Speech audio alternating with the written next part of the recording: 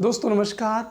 आज हम लोग बात करेंगे अफवाह के बारे में और फिर बात करेंगे अफवाह तंत्र के बारे में। सबसे पहले हम देखते हैं अफवाह क्या है। तो दोस्तों, जब कोई नदी द्रोणी पर्वतों से निकलकर मैदानी क्षेत्रों से बहते हुए समुद्र में पहुंचते हैं तो इस एक निश्चित मार्ग को क्या कहते हैं? अफवाह कहते हैं। और जब कई सारी नदियां मिलके इसका एक तंत्र का निर्माण कर देती हैं तो इसी को प्रक्रिया को क्या कहते हैं? अफवाह तंत्र कहते हैं। देखते हैं, जैसे कोई पहाड़ है और इन्हीं पहाड़ी क्षेत्रों से नदियां निकलती हैं तो नदियां इस तरीके का मार्ग बनाती हैं। जब नदी पहाड़ी क्षेत्रों से होकर गुजरती हैं तो यहाँ पर इनका मार्ग सकरा होता है और गहराई बहुत अधिक होती है। जब ये नदी मैदानी क्षेत्रों में पहुँचते हैं तो इनका मार्ग चौड़ा हो जाता है और गहराई कम हो जाती है और मुहाने पर ये काफ़ी फैलाव में आ जाती हैं। तो इसी प्रक्रिया के दौरान हम देखते हैं कि यहाँ पर कई प्रकार के पारिस्थितिकी तंत्र का निर्माण होता है और कई प्रकार के नदियाँ प्रतिरूप बनाते हैं। तो हम ये जब देखते हैं कि पहाड़ी क्षेत्रों से जब बर्फ़ के पिघलाव से पानी निकलता है तो इन्हीं एक निश्चित मार्ग से होके क्या है, बाहर चला जाता है। तो ये बाहर चले जाने की प्रक्रिया को क्या कहलाते हैं? अफवाह कहते हैं। क्या कहते हैं?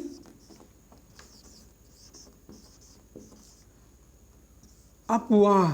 अफवाह का मतलब होता है फैलाव। तो ये नदी क्या है? नदी के माध्यम से बहके हुए चली जाती है। उसके बाद हम देखते हैं कि और सारी नदियाँ इसी में जब आके मिल जाती हैं, जैसे यहाँ से कोई नदी निकलती हुई आके इसमें मिल जाती है। तो इस तरीके से इस नदी में पानी की मात्रा क्या है? बढ़ जाती है।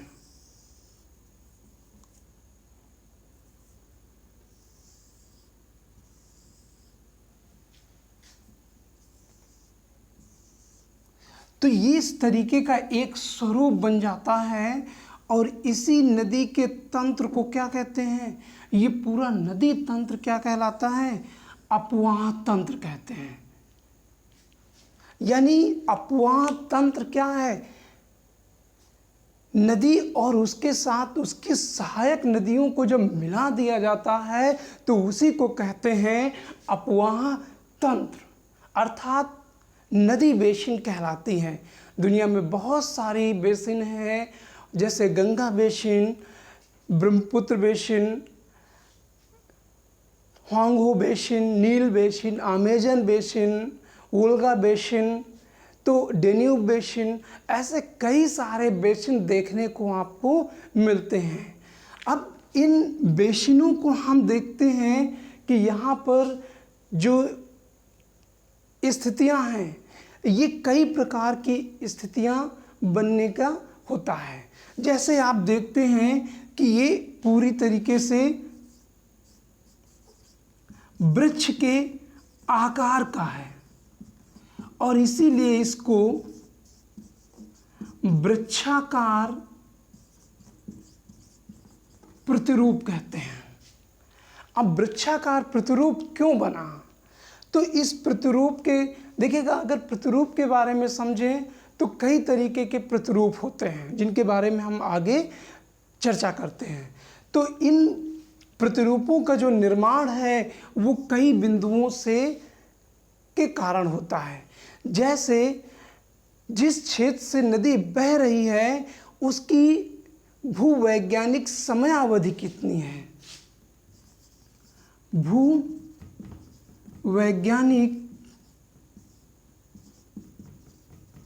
समयावधि, अर्थात ये नदी कितने समय से बह रही है। अगर पुरानी नदी है, यानी पृथ्वी के उद्भव के साथ इसका उसके बाद सबसे पहले इसी का निर्माण हुआ है, तो वो एक अलग प्रकार का प्रतिरूप बना देगी। जैसे गंगा नदी के बारे में माना जाता है कि इसका उद्भव एक लंबे समय से हुआ है और इस कारण ये इसका प्रतिरूप कैसा हो गया, वृक्षाकार प्रतिरूप हो गया। तो नदी का जो आकार होगा वो क्या है, भूवैज्ञानिक समयावधि के आधार पर होगा कि वो नदी कितने समय से बहती है। इसके साथ साथ एक फैक्ट और कारक होता है और वो है चट्टानों की प्रकृति। चट्टानों की प्रकृति अर्थात जहाँ से नदियाँ बह रही हैं वहाँ के नीचे की चट्टान कैसी है। देखिएगा, चट्टानें दो तरीके की होती हैं, एक कठोर चट्टान और दूसरा मृदु चट्टान।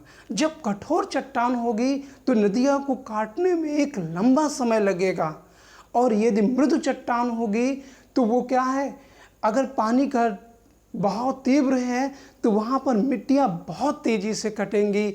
यदि वहाँ पर ढाल मंद है तो वहाँ पर मिट्टी क्या हो जाएगी, जमाव होता चला जाएगा।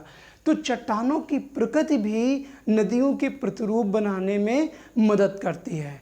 इसके साथ साथ संरचना स्थल या आप कह सकते हैं ढाल,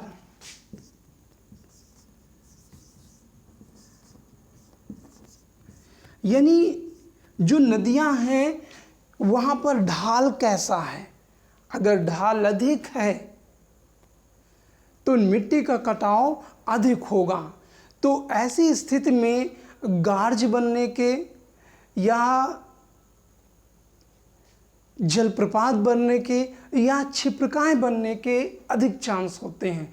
यदि ढाल कम है तो नदियाँ क्या है, मंद मंद करके बहेंगी और यदि ढाल अधिक है तो नदियाँ तेज़ी से बहेंगी और उसमें यदि कोई गिर जाता है तो बह जाएगा।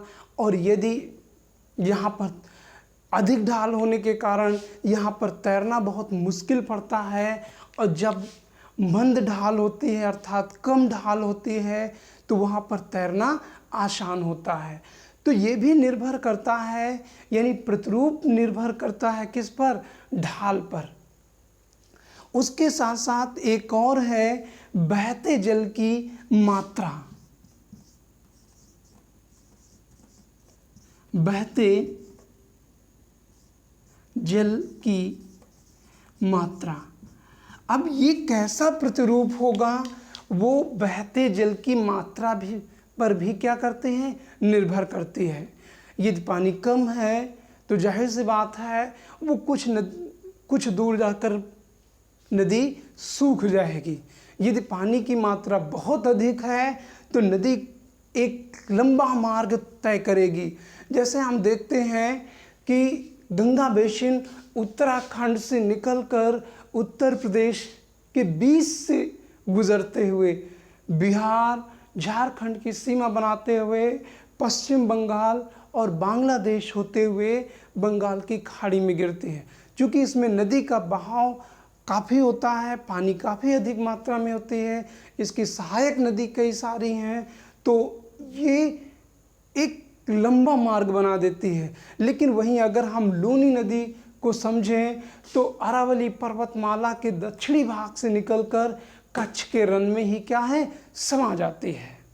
तो इस तरीके से हम देखते हैं कि बहते जल की मात्रा भी ऐसे प्रतिरूप के निर्माण करने में भागीदारी होती है।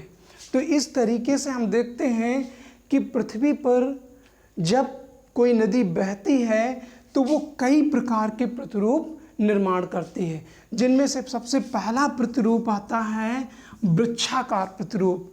और वृक्षाकार प्रतिरूप ठीक इसी तरीके का होता है और इस प्रकार का प्रतिरूप ज़्यादातर कहाँ पर बनता है, उत्तर भारत के मैदानी क्षेत्रों में।